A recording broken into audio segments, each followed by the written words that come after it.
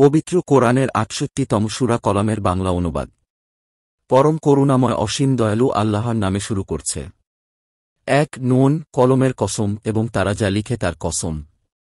২ তোমার রবের অনুগ্রহে তুমি পাগল নও। ৩ আর নিশ্চয় তোমার জন্য রয়েছে অফুরন্ত পুরস্কার। ৪ আর নিশ্চয় তুমি মহান চরিত্রের উপর অধিষ্ঠিত। ৫ অতঃপর শীঘ্রই তুমি দেখতে পাবে এবং তারাও দেখতে পাবে। ৬ তোমাদের মধ্যে কে বিকারগ্রস্ত।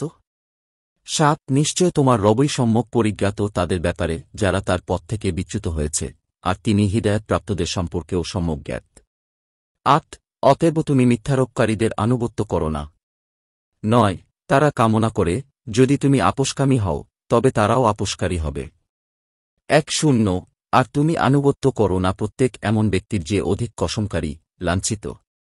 ১-১ পিছনে নিন্দাকারী ও যে চগলখড়ি করে বেড়ায়। ১-২ ভালো কাজে বাধাদানকারী, সীমালঙ্ঘনকারী অপরাধী। ১-৩ দুষ্ট প্রকৃতির, তারপর জার্জ।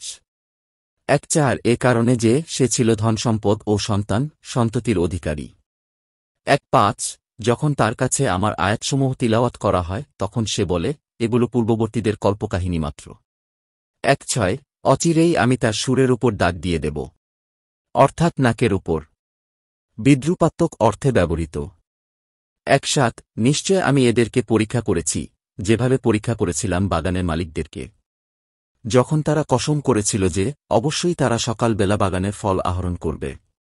১-৮ আর তারা ইনশাআল্লাহ বলেনি। ১-৯ অতঃপর তোমার রবের পক্ষ থেকে এক প্রদক্ষিণকারী, আগুন, বাগানের ওপর দিয়ে প্রদক্ষিণ করে গেল, আর তারা ছিল ঘুমন্ত। ২-০ ফলে তা পুড়ে কালো বর্ণের হয়ে গেল। ২-১ তারপর সকালবেলা তারা একে অপরকে ডেকে বলল। ২-২ তোমরা যদি ফল আহরণ করতে চাও তাহলে সকাল সকাল তোমাদের বাগানে যাও। ২-৩ তারপর তারা চলল নিম্নস্বরে একথা বলতে বলতে। ২-৪ যে আজ সেখানে তোমাদের কাছে কোনো অভাবী যেন প্রবেশ করতে না পারে। ২-৫ আর তারা ভোরবেলা দৃঢ় ইচ্ছাশক্তি নিয়ে সক্ষম অবস্থায় বাগানে গেল। ২-৬ তারপর তারা যখন বাগানটি দেখল তখন তারা বলল, অবশ্যই আমরা পথভ্রষ্ট। ২-৭ বরং আমরা বঞ্চিত। ২-৮ তাদের মধ্যে সবচেয়ে ভালো ব্যক্তিটি বলল, আমি কি তোমাদেরকে বলিনি যে তোমরা কেন আল্লাহর তাসবিহ পাঠ করছ না। ২-৯ তারা বলল, আমরা আমাদের রবের পবিত্রতা ঘোষণা করছি, অবশ্যই আমরা জালিম ছিলাম। ৩-০ তারপর তারা একে অপরের প্রতি দোষারোপ করতে লাগল। ৩-১ তারা বলল, হায় আমাদের ধ্বংস, নিশ্চয় আমরা সীমালঙ্ঘনকারী ছিলাম। ৩-২ সম্ভবত আমাদের রব আমাদেরকে এর চেয়েও উৎকৃষ্টতর বিনিময় দেবেন, অবশ্যই আমরা আমাদের রবের প্রতি আগ্রহী। ৩-৩ এভাবেই হয় আযাব, আর পরকালের আযাব অবশ্যই আরও বড় যদি তারা জানত। ৩-৪ নিশ্চয় মুত্তাকিদের জন্য তাদের রবের কাছে রয়েছে নিয়ামতপূর্ণ জান্নাত। ৩-৫ তবে কি আমি মুসলিমদেরকে, অনুগতদেরকে অবাধ্যদের মতোই গণ্য করব। ৩-৬ তোমাদের কি হল, তোমরা কিভাবে ফয়সালা করছ। ৩-৭ তোমাদের কাছে কি কোনো কিতাব আছে যাতে তোমরা পাঠ করছ। ৩-৮ যে নিশ্চয় তোমাদের জন্য সেখানে রয়েছে যা তোমরা পছন্দ করো।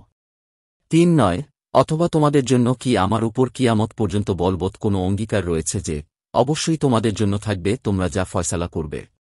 ৪-০ তুমি তাদেরকে জিজ্ঞাসা করো, কে এ ব্যাপারে জিম্মাদার। ৪-১ অথবা তাদের জন্য কি অনেক শরিক আছে, তাহলে তারা তাদের শরিকদেরকে উপস্থিত করুক যদি তারা সত্যবাদী হয়।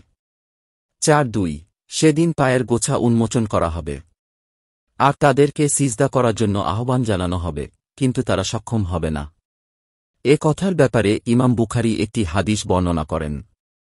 তা হল আবু সাঈদ খুদরীরা বলেন, মহানবী সাল্লাল্লাহু আলাইহি ওয়াসাল্লাম বলেছেন, আমাদের রব তার পায়ের গোছা উন্মুক্ত করবেন, তখন প্রত্যেক মুমিন নরনারী তাকে সিজদা করবে।